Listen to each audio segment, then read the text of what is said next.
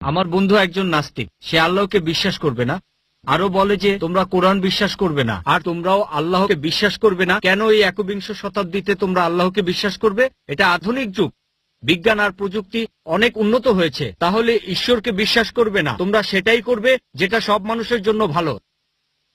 ধন্যবাদ। নাস্তিক বন্ধুর পক্ষ থেকে প্রশ্ন করলেন, এই বিজ্ঞান আর প্রযুক্তির যুগে সৃষ্টিকর্তাকে বিশ্বাস করব কেন, বরং ভালো মানুষ হওয়ার চেষ্টা করব। আমি প্রথমে যে কাজটা করব, আপনার বন্ধুকে অভিনন্দন জানাবো। কেন? কারণ দুর্ভাগ্যজনকভাবে বেশিরভাগ মানুষই অন্ধভাবে বিশ্বাস করে। এই লোক হিন্দু, কারণ তার বাবা হিন্দু। ওই লোক খ্রিস্টান, কারণ তার বাবা খ্রিস্টান। আবার কেউ হয়তো মুসলিম, কারণ তার বাবা মুসলিম। আপনার এই নাস্তিক বন্ধু এটা নিয়ে চিন্তা করেছে।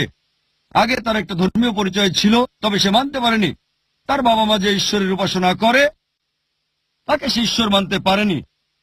এখন আমি তাকে অভিনন্দন জানাচ্ছি, তার কারণ আপনার বন্ধু ইসলামিক শাহাদার প্রথম অংশটা বলেছে লা ইলাহা, কোনো উপাস্য নেই। এখন আমাকে তার সামনে প্রমাণ করতে হবে যে ইল্লাল্লাহ, আল্লাহ ব্যতীত, সেটা আমি করবো ইনশাআল্লাহ। তাহলে এখানে অর্ধেক কাজ হয়ে গেছে। অন্যান্য অমুসলিমের ক্ষেত্রে প্রথমে আমাকে প্রমাণ করে দেখাতে হবে যে নকল ঈশ্বরের উপাসনা করছে সে, তারপর আল্লাহ তাআলার অস্তিত্ব প্রমাণ করতে হবে। আর এই অমুসলিম হচ্ছে নাস্তিক। আমার অর্ধেক কাজ হয়ে গেছে, সে অলরেডি ইসলামিক শাহাদার প্রথম অংশটা বলেছে লা ইলাহা, কোনো উপাস্য নেই। এখন প্রমাণ করতে হবে ইল্লাল্লাহ, আল্লাহ ব্যতীত, সেটা আমি করবো ইনশাআল্লাহ। বললেন যে আপনার বন্ধু বিজ্ঞান প্রযুক্তিতে বিশ্বাস করে আর পৃথিবী এগিয়ে যাচ্ছে। আমি তাকে একটা প্রশ্ন করতে চাই। ধরেন একটা নতুন যন্ত্র তার সামনে রাখা হয়েছে যেটা পৃথিবীর কোনো মানুষ আগে দেখেনি। তখন আপনার বন্ধুকে যদি প্রশ্ন করা হয় এই যন্ত্রটা কিভাবে কাজ করবে, সে ব্যাপারে তোমাকে সবার প্রথমে কে জানাতে পারবে যেটা পৃথিবীর কোনো মানুষ আগে দেখেনি? কে প্রথম বলতে পারবে? তখন আপনার নাস্তিক বন্ধু হয়তো বলবে উৎপাদনকারী, অথবা হয়তো বলবে আবিষ্কারক, অথবা সে বলবে স্রষ্টা, অথবা সে বলবে কারিগর। এইরকম একটা কিছু বলবে সে, হয় স্রষ্টা, কারিগর, উৎপাদনকারী, আবিষ্কারক, সে এরকমই কিছু একটা বলবে। আর দ্বিতীয় লোক, সেই স্রষ্টা বা আবিষ্কারক ব্যাপারটা যাকে জানাবেন সে হবে দ্বিতীয় লোক। তবে প্রথমে বলতে পারবে স্রষ্টা, উৎপাদনকারী বা আবিষ্কারক। এই উত্তরটা আপনি মনে রাখবেন। তাকে পরে প্রশ্ন করেন যে আমাদের এই বিশ্বজগৎ কিভাবে সৃষ্টি হয়েছিল।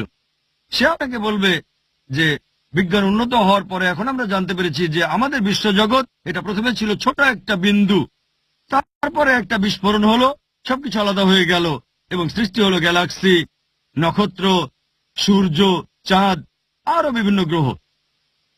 এটা কবে জানতে পেরেছি? সে আপনাকে বলবে এটা 1973 সালের কথা। একদল বিজ্ঞানী তারা বলেন বিগ ব্যাং এর মাধ্যমে বিশ্বজগৎ সৃষ্টি হয়েছে।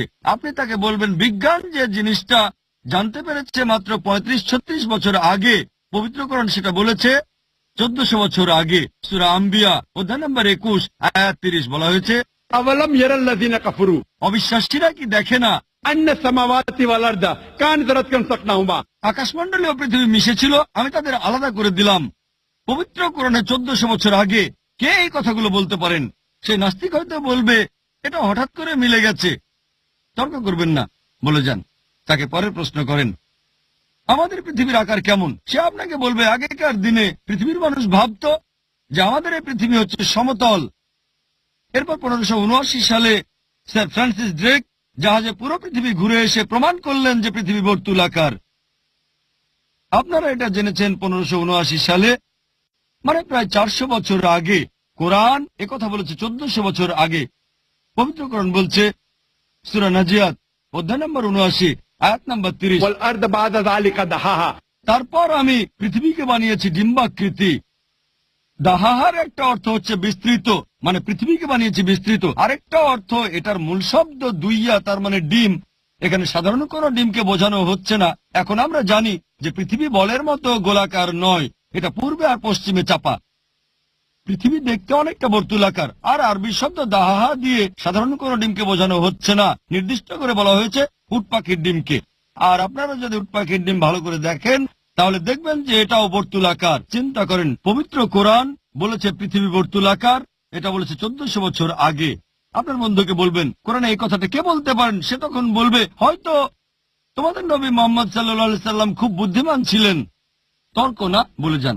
তাকে বলেন চাঁদের আলোটা তার নিজস্ব নাকি প্রতিফলিত আলো? আপনার বন্ধু তখন বলবে, আগেকার দিনের মানুষ ভাবতো চাঁদের আলোটা তার নিজস্ব আলো। এই কিছুদিন আগে, 100 বছর আগে, 200 বছর আগে, 300 বছর আগে আমরা জানতে পেরেছি যে চাঁদের আলোটা তার নিজস্ব আলো নয়, প্রতিফলিত আলো। আপনারা যেটা জেনেছেন কিছুদিন আগে, কোরআন সেটা বলেছে 1400 বছর আগে। সূরা ফুরকান অধ্যায় নম্বর 25 আয়াত নম্বর 61 কোরআন বলছে সূর্যের আলো তার নিজস্ব আলো, আর সেখানে চাঁদের আলোকে বলা হয়েছে মুনির বা নূর, মানে ধার করা আলো, প্রতিফলিত আলো। কে এই কথা বলতে পারে 1400 বছর আগে যে চাঁদের আলো তার নিজস্ব আলো নয়, প্রতিফলিত আলো? সে কিছুক্ষণ চুপ থেকে হয়তো বলবে, আচ্ছা হতে পারে, তোমাদের নবী খুব বুদ্ধিমান লোক ছিলেন, তর্ক না, বলে যান। আমি স্কুলে শিখেছিলাম যে সূর্য প্রদক্ষিণ করছে এই সৌরজগতে, এই গ্যালাক্সিতে, তবে নিজ অক্ষের চারপাশে আবর্তন করছে না। কোরআনে কি এটা লেখা আছে? না না, আমি এটা পড়েছিলাম স্কুলে 1982-তে। স্কুলে 1982, 27 বছর আগে আমি পড়েছিলাম যে সূর্য স্থির থাকে, কিন্তু পবিত্র কোরআন বলছে সূরা আম্বিয়া অধ্যায় 21 আয়াত নম্বর 33, هو الذي خلق الليل والنهار আল্লাহ সৃষ্টি করেছেন রাত ও দিন, والشمس والقمر সূর্য ও চন্দ্র, كل في فلك يسبحون। প্রত্যেকেই বিচরণ করে তার নিজ নিজ কক্ষপথে। আর বিশব্দ ইয়াসবাহুন, এটা দিয়ে চলন্ত কোনো কিছুর গতিকে বোঝানো হয়। কোরআন বলছে সূর্য আর চাঁদ প্রদক্ষিণের পাশাপাশি তাদের নিজ অক্ষের চারপাশে আবর্তিত হচ্ছে। আর বিজ্ঞান এখন জানতে পেরেছে যে নিজ অক্ষের চারপাশে ঘুরে আসতে সূর্যের প্রায় 25 দিন সময় লাগে। কোরআনে এই কথা কে বলতে পারেন 1400 বছর আগে? যেটা বিজ্ঞান জেনেছে সেদিন, হয়তো 20 বছর আগে, 30 বছর আগে। সে কথা বলবে না, উত্তরের অপেক্ষায় থাকবেন না, আপনি বলে যান। কোরআন বলছে আকাশের কথা। আল্লাহ তাআলা আকাশকে বানিয়েছেন সুরক্ষিত ছাদ, এটা ছাড়া পৃথিবীতে প্রাণী বাস করতে পারত না। সূরা আম্বিয়া অধ্যায় নম্বর 21 আয়াত নম্বর 32 কোরআন বলছে পানিচক্র সম্পর্কে। এটা অনেক জায়গায় বলা হয়েছে।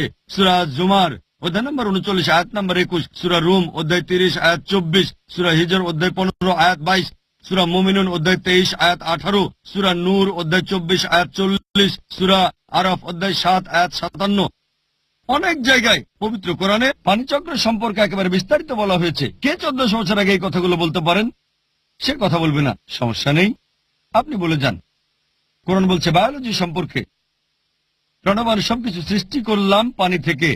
কোরআন বলছে বোটানি সম্পর্কে, যে আমি সব গাছপালা সৃষ্টি করেছি জোড়ায় জোড়ায়, তার মানে হচ্ছে দুটো লিঙ্গ, পুরুষ ও স্ত্রী। সূরা তাহা অধ্যায় নম্বর 20 আয়াত নম্বর 53 কোরআন বলছে প্রাণীদের সৃষ্টি করা হয়েছে পানি থেকে।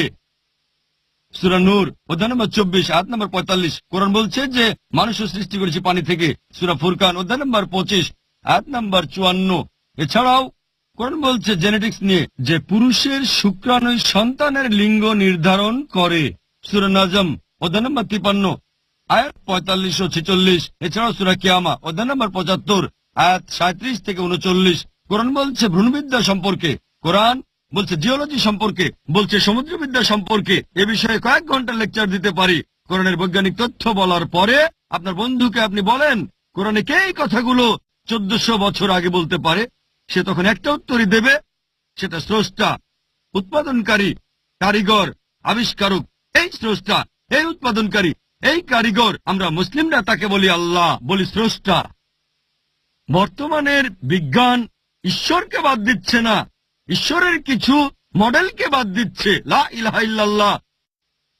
এ কারণে একজন বিখ্যাত দার্শনিক ফ্রান্সিস বেকন তিনি বলেছেন, বিজ্ঞান সম্পর্কে অল্প জানলে আপনি হবেন নাস্তিক, তবে বিজ্ঞান সম্পর্কে বেশি জানলে সৃষ্টিকর্তার কাছাকাছি চলে আসবেন। আপনার বন্ধুকে আমার ভিডিও ক্যাসেট দেখতে বলবেন, is the Quran God's word আর কোরআন এন্ড মডার্ন সায়েন্স। এখানে আমি প্রমাণ করেছি আল্লাহ সুবহানাহু ওয়া তাআলার অস্তিত্ব। আশা করি উত্তরটা পেয়েছেন।